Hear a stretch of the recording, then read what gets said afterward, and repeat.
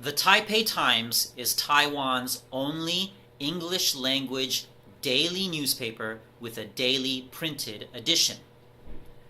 The top story of the Thursday, 5 October Taipei Times was dangerous and irresponsible. Not once did the story cite any sources for the claim that China will invade Taiwan in 2020. In fact, based on all available evidence, there is no reason to believe that China will invade Taiwan. China and Taiwan haven't had a military battle since the 1970s. In other words, there has been no shooting for over 35 years. China knows that many Taiwanese and Taiwanese military personnel believe an eventual Chinese victory will result if war breaks out. Yet China still hasn't invaded. China has said they will invade if Taiwan declares independence. Taiwan hasn't declared independence, hasn't changed its name from the Republic of China, nor changed its Olympic team name. So the independence justification of invasion is currently absent. Yes, China is building island military bases. That doesn't mean they'll invade. In fact, China has had missiles pointed at Taiwan for 35 years, but they've never used them. Taiwan currently has a DPP president. China has not invaded. In the year 2000, Taiwan elected its first DPP president. China didn't invade. In 1996, Taiwan re-elected Lee Tong-hui after he said Taiwan and China had a special state-to-state relationship. China did not invade. And recently, the American military says that Chinese military planes in international airspace are acting, quote, unprofessionally, unquote.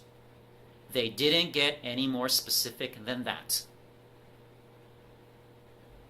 Japan also recently complained of Chinese drones in disputed airspace. In both cases, no shots were fired. In 2001, a Chinese fighter jet collided with a larger, slower American spy plane, and the Chinese pilot died. No shots were fired. There was no subsequent war. China's economy is not as strong as it was in recent years, and internally, we simply don't know how stable China is. In fact, the rumors coming from China's leadership elite are that the rich and powerful in China want their children to live in America and Canada.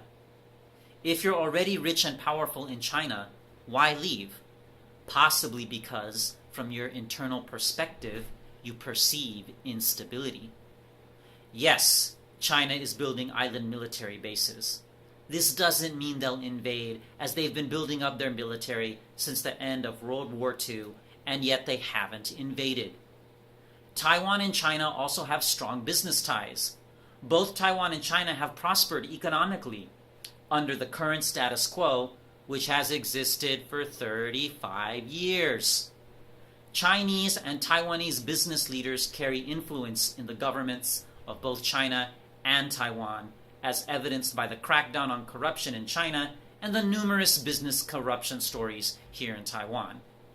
These business leaders care about money more than anything else. They don't care about the patriotic rhetoric of uniting all Chinese people as though we were still living under some dynasty that rules by the mandate of heaven. There is no economic motivation for China to invade Taiwan.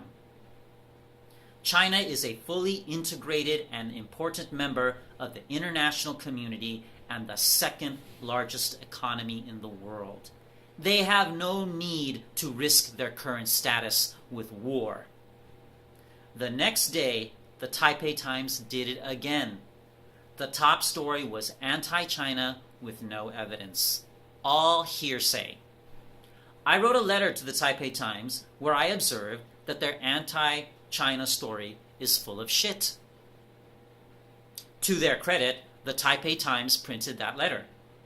Then 5 days after they printed that first dangerous and irresponsible story, they printed a story where the researcher they quoted said that he doesn't think China will invade and that the media misrepresented what he said. That story also said that the Chinese military doesn't believe that they can successfully invade Taiwan. Let me say that again. The Chinese military doesn't believe that they can successfully invade Taiwan. Where was that story? Page 3. I'm not pro-China. I'm pro-Taiwan. I'm also pro-facts.